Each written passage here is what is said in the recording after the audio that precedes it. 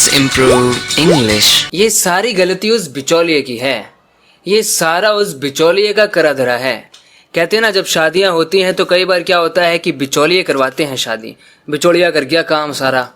इस तरीके से कहते हैं ना, ये सारी गलती उस बिचौलिए की है। This is all that match makers fault. Match maker, जी हाँ, उसके लिए हम मैच मेकर कहते हैं इंग्लिश में। This is all that match makers doing. ये उसी की करतूत है, उसी का करा धरा है। इसी तरह के confusing but useful Hindi sentences का इंग्लिश ट्रांसलेशन सीखने के लिए इस वीडियो को एंड तक जरूर देखना।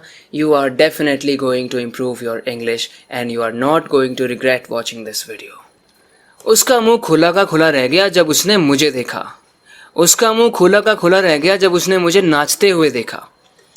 उसका मुंह खुला का खुला रह गया। इंग्लिश में कहेंगे His jaw dropped when he saw me. His jaw dropped when he saw me. His jaw dropped when he saw me dance. जी हाँ, अब आप शायद सोच रहे होंगे कि he saw me dancing क्यों नहीं। इसको दोनों तरीकों से कहा जाता है, दोनों में मीनिंग में डिफरेंस है।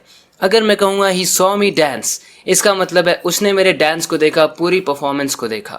लेकिन अगर मैं कहूँगा he saw me dancing, इसका मतलब हो सकता है मैं डांस कर रहा था और बीच में वो कहीं से आ गया और उसकी नज़र मुझ पे पड़ गई और उसने मुझे नाचते हुए देख लिया। he saw me dancing। उम्मीद करता हूँ आपको समझ में आया कि he saw me dance और he saw me dancing में फ़र्क क्या है। तो जब भी आपको कहना हो कि मेरा मुँह तो खुला का खुला रह गया, कह सकते हैं my jaw dropped।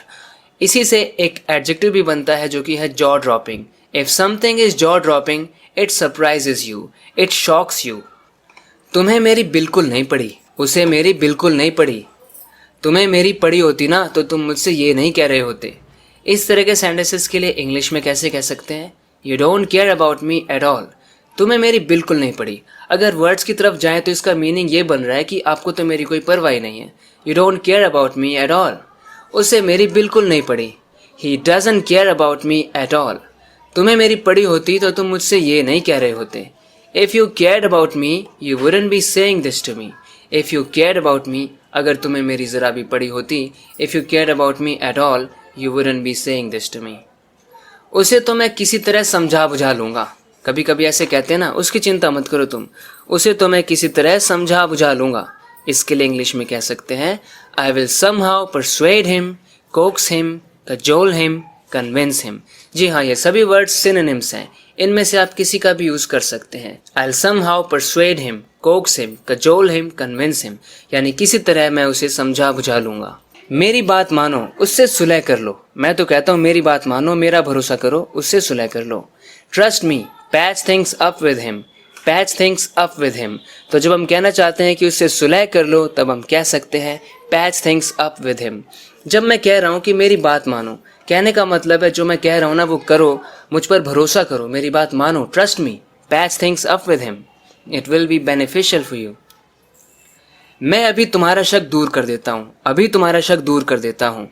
तुम्हारा शक दूर करने में मुझे ज़्यादा टाइम नहीं लगेगा, ज़्यादा टाइम नहीं लगेगा।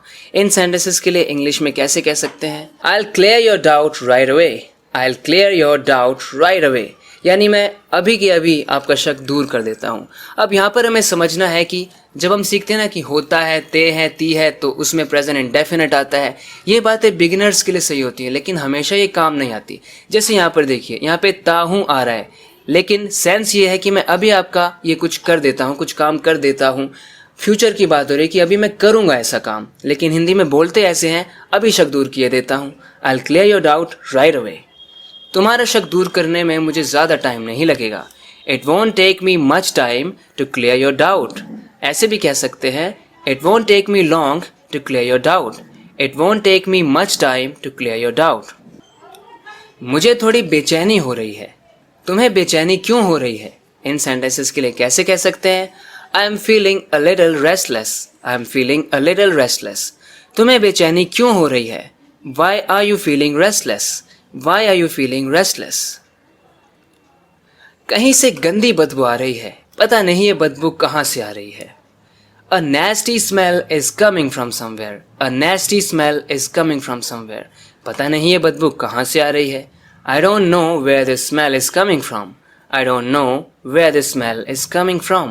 सो फ्रेंड्स, आज की वीडियो में इतना था। That's it for this video. I hope आपने इस वीडियो से कुछ ना कुछ तो सीखा होगा। इसी तरह से अपनी इंग्लिश को इम्प्रूव करते रहने के लिए इस चैनल को सब्सक्राइब ज़रूर करना अगर आपने अभी तक नहीं किया है तो।